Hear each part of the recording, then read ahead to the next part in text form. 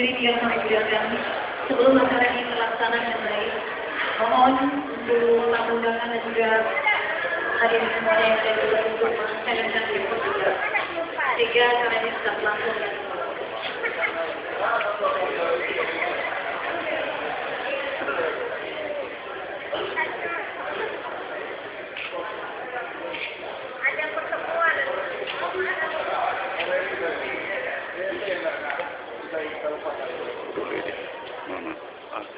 Kan lencoknya apa?